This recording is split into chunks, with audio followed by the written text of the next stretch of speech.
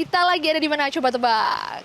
Yap, kita lagi ada di Kota Bekasi, di mana saat ini kita lagi ada di Rumah Sopan namanya. Rumah Sopan ini milik salah satu pegiat lingkungan yang setiap harinya menghasilkan nol sampah. Sampah-sampah tersebut bisa menjadi sampah, yakni pupuk kompos, kemudian sampah-sampah dapur ini juga bisa masuk ke dalam biopori yang sudah dibuatnya sendiri. Bahkan untuk sampah-sampah plastik ini bisa diolah menjadi kerajinan yang bahkan bisa diperjualbelikan juga. Pasti penasaran dong siapa sosok ini yang bisa membuat rumahnya menjadi hijau seperti ini? Langsung aja yuk ikuti perjalanan saya untuk wawancara langsung dengan pegiat lingkungan ini. Let's go! Rumah merupakan awal dari aktivitas manusia. Dari rumah, semua kebaikan bisa tumbuh. Dari rumah pula menjadi upaya kita dalam mengatasi masalah sampah. Seperti diketahui, sampah jadi persoalan besar yang sedang dialami negara Indonesia pada saat ini dan di masa depan. Sebetulnya, kita bisa mengurangi sampah di rumah, bahkan memanfaatkannya menjadi sesuatu yang berguna, seperti yang sudah dilakukan pegiat lingkungan Sony Teguh Trilaksono. Ada nih ternyata menyambut saya. Selamat siang Pak Sony. Assalamualaikum. Alhamdulillah baik. Pak, Bapak baik ya Pak ya? Alhamdulillah.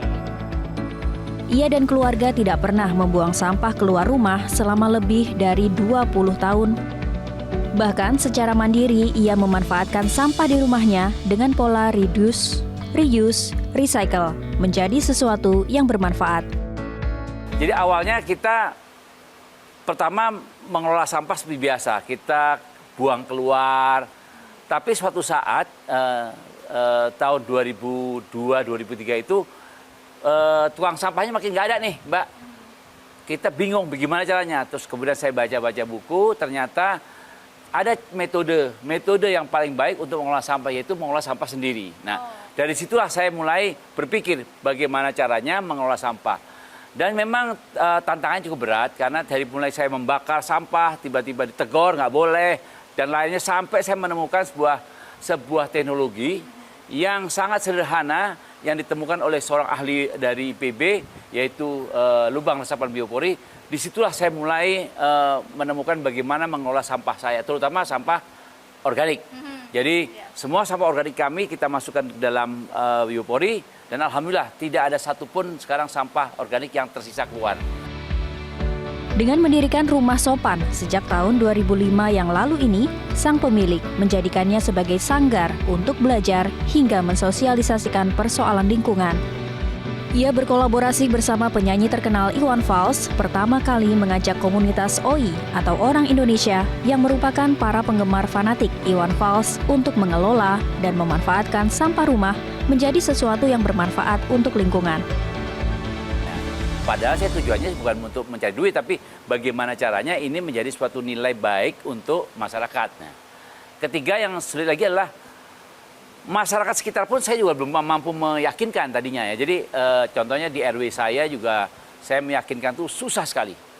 Baru beberapa tahun ini dia bikin bank sampah, baru akhirnya mereka ikutin saya bagaimana menanam, bagaimana menghijaukan lingkungan. Ini baru mulai nih. Jadi kita bertahun-tahun meyakinkan tuh susah. Nah, positifnya itu sekarang saya bisa berbangga diri.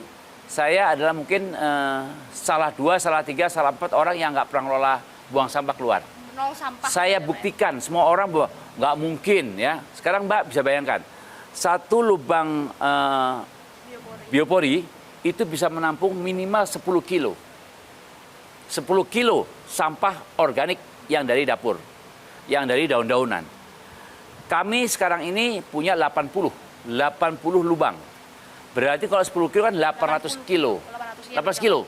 Hampir 1 ton. Jadi saya bisa satu hari mengelola sampah 1 ton. Kata sopan sendiri merupakan singkatan dari seni, olahraga, pendidikan, akhlak, dan niaga. Menariknya, kegiatan yang dilakukan di Rumah Sopan selalu sejalan dengan singkatan dan upaya pelestarian lingkungan hidup. Saat ini Rumah Sopan yang berada di wilayah Jati Makmur, Kecamatan Pondok Gede, Kota Bekasi, Jawa Barat ini bekerja sama dengan sekolah-sekolah dan kampus-kampus, yakni memberikan pelatihan pembuatan biopori, pupuk kompos, dan pemanfaatan barang-barang bekas menjadi sesuatu yang bernilai jual. Saat ini kalau dihitung-hitung dari mulai 2005 sampai sekarang tuh lebih dari udah puluhan tahun ya, bahkan kalau saya itu udah hampir 25 tahun ya, 20 tahun ya, 20 tahun itu pasnya kita sudah tidak membuang sampah. Bahkan saat ini kami sudah bisa mengelola sampah anorganik. Seperti plastik itu udah nggak ada masalah bagi kami. Jadi organik sudah nggak ada masalah, masuk biopori, sedangkan yang anorganiknya kita kelola sendiri melalui bank sampah maupun melalui pengerjaan untuk kerajinan-kerajinan. Seperti EcoBrick contohnya. Ini contohnya EcoBrick seperti ini. Ini. Kerajinan, oh iya. Ini adalah sampah plastik ya, sampah plastik yang sisa. Yang sudah tidak laku dijual. Nah, yang tidak laku dijual kita bikin EcoBrick. Nah, EcoBrick ini macam-macam hasilnya nanti. Oke, ini kursi apa ini? Kursi satu ini jualnya berapa nih Pak kalau dijual misalnya? Kalau kita jangan lihat jualnya, tapi jumlah satu botol ini adalah setengah kilo sampah plastik yang tidak terpakai. Jadi kalau ini ada berapa nih? Ini ada 16, ya. Berarti 8 kilo. 8 kilo itu artinya 8 karung besar Ya. masuk sini. Dan kebetulan nih Mbak, ini ada nilainya, ekonomisnya. Kalau orang membeli kursi seperti ini, harganya di atas 150.000. Bagi masyarakat sekitar yang tinggal di dekat rumah sopan milik Sony, aksi yang dilakukan Sony dan keluarga berdampak bagi lingkungan sekitar dan menjadi inspirasi.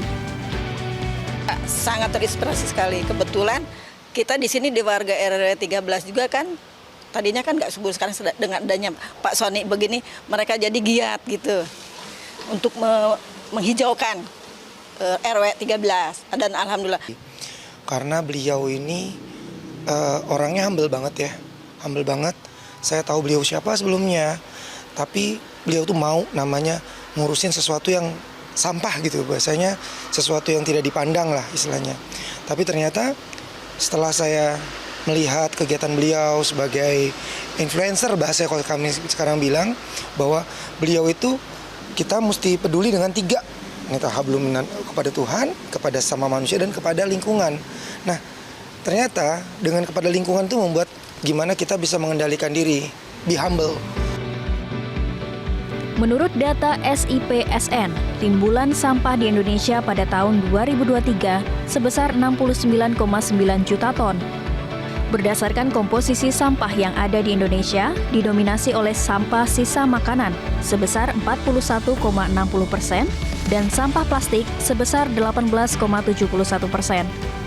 Sedangkan dari sisi sumber sampah, sampah terbanyak berasal dari rumah tangga dengan persentase sekitar 44,37%. Penyuluh Lingkungan Hidup Kementerian Lingkungan Hidup dan Kehutanan atau KLHK, Ana Suryana mengatakan, hal tersebut menjadi sebuah keprihatinan. Ana mengatakan masyarakat harus mengubah paradigma tentang pengelolaan sampah. Sampah bukan lagi sampah yang dibuang, namun punya nilai dan dapat dimanfaatkan. Nah, ini proyeksi juga dari Bappenas, di tahun 2045 itu kalau sampahnya itu ya masih terkelola gini-gini aja gitu, business as usual, kumpul, angkut, buang, itu udah mencapai 82,2 juta ton gitu. Dan bahkan proyeksinya tahun 2028 itu TPA itu udah penuh gitu. Nah, di KLHK sendiri, sementara kita juga punya target setiap tahunnya, di tahun 2023 itu masih ada 33,18% itu sampah tidak terkelola dengan baik. Yang artinya apa? Artinya sampah itu masih dibuang ke lingkungan, kemudian dibakar, dan sisa itu masih 11,61% itu sampah yang sudah terdaur ulang. Nah, kalau kita lihat komposisi sampahnya itu paling banyak apa sih? Paling banyak memang ternyata masih sampah sisa makanan, 40,70% itu. Ini nih salah satu biopori yang ditunjukkan oleh Pak Sony tadi. Nah, memang dari pegiat lingkungan Sony Trilaksono ini juga memberikan pesan-pesan terutama untuk generasi muda maupun seluruh generasi agar menjaga lingkungan itu kuncinya adalah rajin dan juga jangan lupa untuk menerapkan konsistensi setiap harinya ya Pak ya. Dan juga harus menjaga hubungan antara Tuhan, manusia dan juga alam tentunya. Dari Kota Bekasi, Jawa Barat, Rona Marina, Adi Nugroho, Metro TV.